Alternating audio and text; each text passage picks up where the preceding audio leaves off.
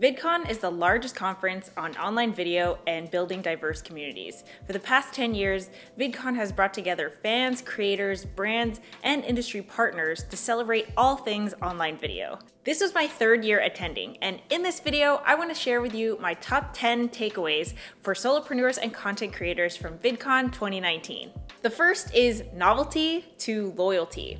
The first session I went to at VidCon was actually probably my favorite discussion, where they talked about the evolution of building online communities. And they touched on this point, how in the past, when social media started to become mainstream and more people were coming online, the thing that made a viral video was the novelty of a concept, right? There just wasn't that much content online, so someone had to do something novel, something outrageous, something that people hadn't seen before, which there was a lot more things to try because there just wasn't that existing content before. But now there's unlimited amounts of content. There's hours and hundreds of hours of content being uploaded to YouTube every single minute. So with that kind of, saturation of new content being uploaded every single day, how does one stand out? Well, they talked about evolving from novelty to loyalty. It's not so much about having this novel, crazy, different, unique idea. It's more of like that strength of the audience based on how well they connect with that specific content creator about that specific topic. How loyal is that audience? How connected does that community feel? I mean, does that community even feel like a community? Instead of focusing on size, focusing on the strength of an audience. Because of that loyalty between the audience and the creator, that audience is just way more primed to actually take action. Number two, highlight human problems. I went to a talk by Zach King. I've seen him at various events, including VidCon in the past, and there's always something new to be gained from Zach King. I mean, he's been a prolific content creator for almost a decade now, but the takeaway that I took from his session this time was that someone had asked, how do you come up with new concepts, new ideas for the content that you create? And he said that he focuses on human problems. He focuses on highlighting the problems that humans can all kind of relate to, regardless of your race, where you live in the world, your socioeconomic status, just these everyday human problems that no matter, where you're coming from, you can understand and empathize with that struggle that he's highlighting in the video. Number three, videos need to be memorable. Facebook hosted a session to talk about how creators are monetizing off of Facebook as content creators. And one of the things that they really emphasized was that video content and really content in general has to not only be memorable, but it has to be enduring and lasting, right? So not only do audience and viewers have to relate and that content has to make an impression on them, but the ideal situation is that it leaves such an impression that they want to share it, right? So that feeling that they get from the video is enduring and it's lasting to the point where they're taking action. Number four, quality versus quantity of watch time. This was also a takeaway that I got from the Facebook talk, but I found it interesting to hear this from them because I think, again, this is one of those shifts that is just a common thing that people are talking a lot about, where it's not so much the quantity, but the quality of watch time, right? The number of minutes that people are spending watching your content. But to hear that from Facebook was very interesting because, I think people think of Facebook as just this huge conglomerate of an entity that, is trying to be something like YouTube in terms of a content creating platform, but is so much more commercial focused. And I would have expected to hear that from YouTube. It was interesting to hear that from Facebook. So Facebook is definitely putting an emphasis on trying to support good content, good quality content, enduring content, content creators who create content that people actually want to watch. Number five, watch time versus subscribers.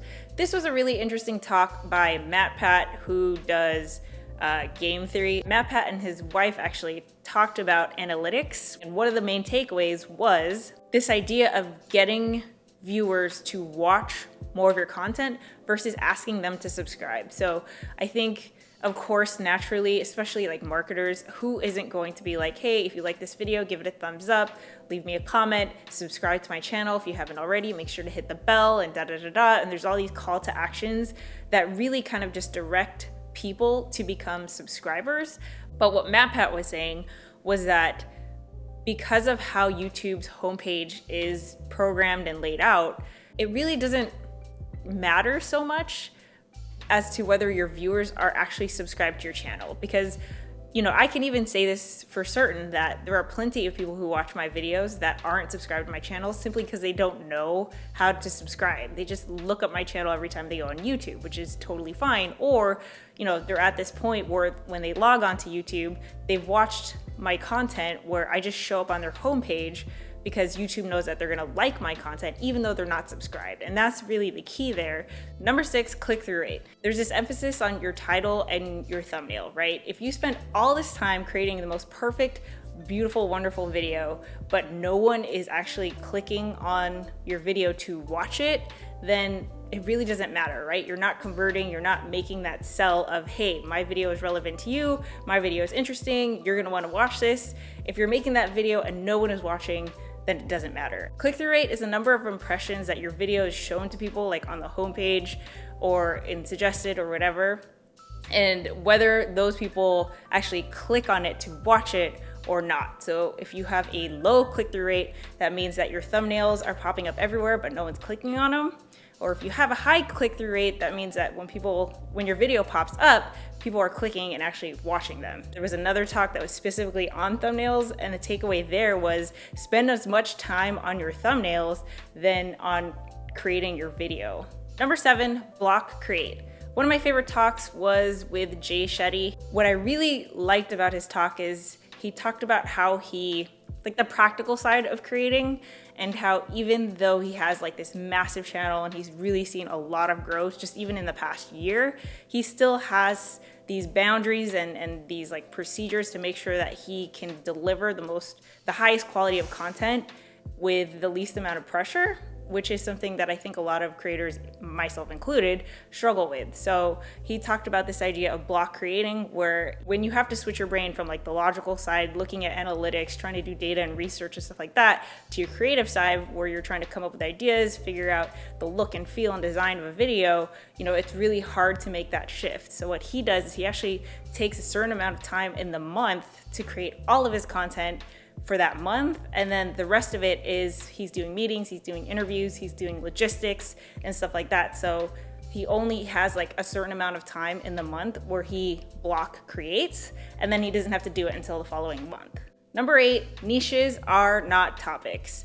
I debated whether to go to this talk about mastering your niche just because I felt like it was super self-explanatory. I didn't think that I was gonna get anything out of it. The person who gave that talk was Low Spec Gamer, who's a really big channel on YouTube who talks about a specific kind of gaming where it's like low budget gaming. I don't know, but it's an interesting like niche within a niche of gaming. And that's what he was talking about in this session, was to look at niches not as topics, but as communities. Since we're at a point where there's so much content on YouTube, niches are just critical for success at this point, but that doesn't mean that it's harder to break through.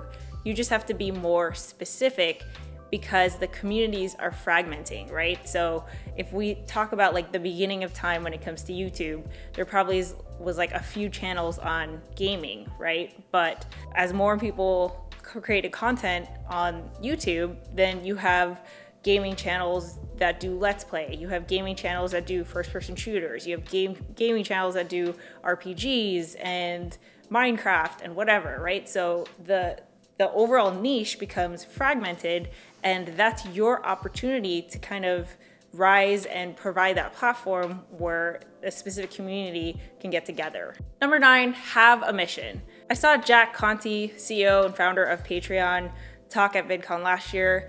Decided to go to his talk again because it was so good last year. It was still super good this year. One of the things that I really took away from his talk this year was to have a mission. And what I really like about Jack is that he is a content creator. He's an artist first and foremost. Before being a CEO, an entrepreneur, you know, YouTuber, all of that, he started out as an artist.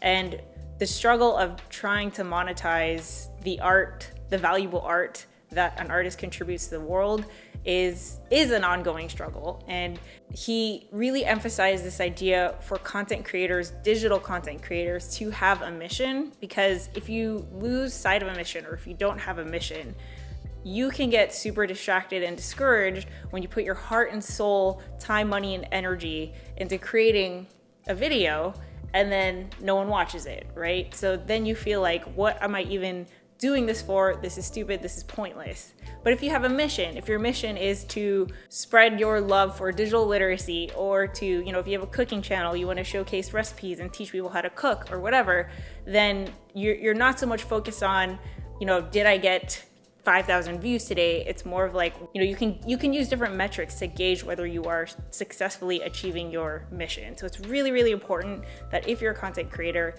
you have a mission, it's super clear, and you remind yourself every single day of what your mission is. And lastly, number 10, monetize your audience. It seemed like pretty much every big platform is coming out with these options to monetize that are very similar to a Patreon membership, where, you know, the hardcore fans and viewers or subscribers of a channel pay $1, $5, $10, some minimal nominal fee to get exclusive behind the scenes bonus content. Facebook is implementing their own thing. YouTube already has their own thing, which is interesting because now, you know, you don't necessarily have to use something like Patreon, but it just goes to show that, you know, based on these other takeaways that I've talked about, you really have to have a strong audience, but it doesn't have to be a large audience, because even if you had, you know, a relatively smaller audience, but you're monetizing off of that loyal audience, you know, that could really bring in a lot of money. It just seems that there is an increasing number of monetization options, but it only works if the creator is not focused on growing at some mass scale, but is really focused on cultivating a very strong, loyal community. So those were my top 10 takeaways from VidCon. If you want to check out my other videos from previous VidCons, you could check out this playlist here. Catch you guys later.